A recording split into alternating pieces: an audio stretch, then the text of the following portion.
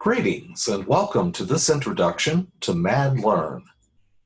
MadLearn's mobile app development program uses the design thinking process to prepare today's students for tomorrow's career. It uses the building of a mobile app as a vehicle to help students experience vital and transferable skills in a relevant and engaging way. A web-based platform and curriculum lead both teacher and student through the process. All of the resources are accessed by logging in from the MadLearn website. The dashboard allows you to maneuver through the app building process in various ways, as well as get curriculum resources and manage user accounts. Let's first take a quick tour of the dashboard's resources.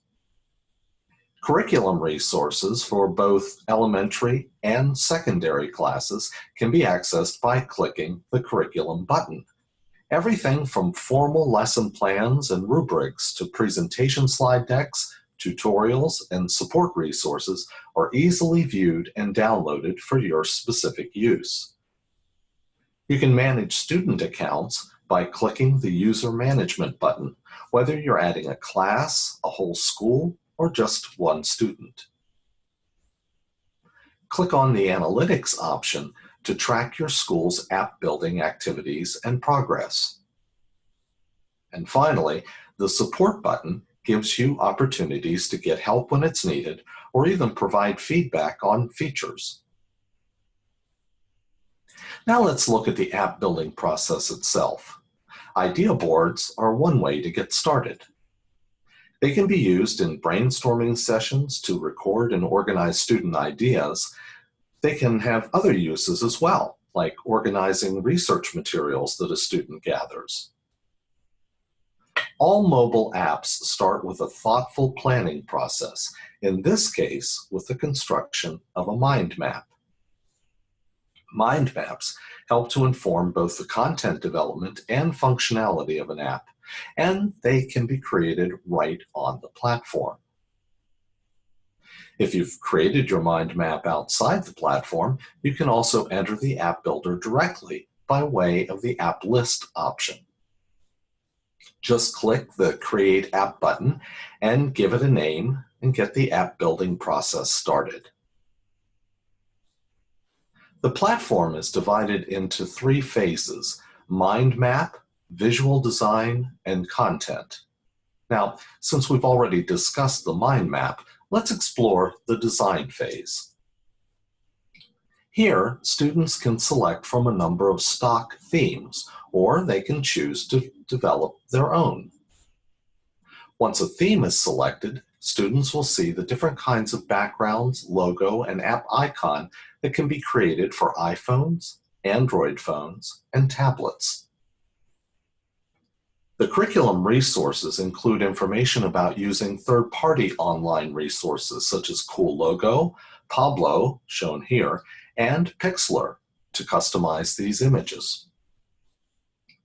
Once your images are created and stored on your computer or cloud-based drive, they can be easily uploaded with the click of a button. The layout step lets you decide which type of buttons you'd like on the home screen, including listing buttons, floating icons, and more.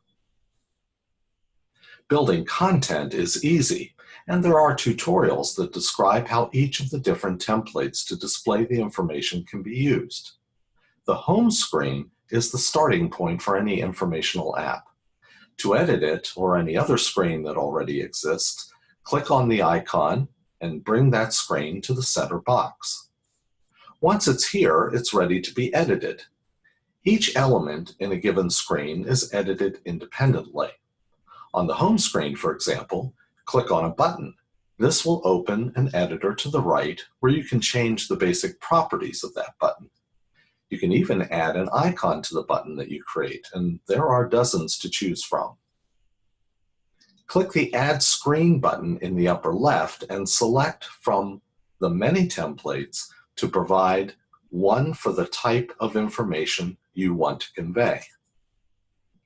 HTML-based screens are common in this platform and are built using an HTML editor. The editor lets you customize the screen's information, making it dynamic by embedding links, media, and more. Notice the source code button. This will open a window showing the HTML code that's associated with the work you've done in the editor. The source code window can be used to edit, add, or even totally build any one of the 4 HTML-based screens on the platform. There are many other templates used in the content building process. You can add interactive maps, photo and video galleries, RSS feeds, and much more. You can make the app interactive by adding a custom template or contact us form. These templates can be set up to not only present information to the end user, but also to get a variety of feedback as well. MadLearn has introduced a completely new kind of experience for students that will allow them to build even more robust mobile apps. It's called the HCJ Builder. This screen template brings 3 common coding languages together: HTML, CSS, and JavaScript. Multicolored fields, animations, streaming date and time on the screens, pop-ups to create illustrated entries, and timed in-app quizzes are just some of the things students will be able to create with this template. You can preview your app development progress by clicking the preview button at the bottom of the screen. This will open a simulator to show the work that you've done so far. Notice that comments can be shared when it's opened as well. But the best way to preview an app is to view it on your own device. This can be done by clicking the button. When you do, a randomly generated 9-digit code appears. Upload the free Mad Store app onto your device, enter the code, and see your app on your own phone or tablet, even as it's being built.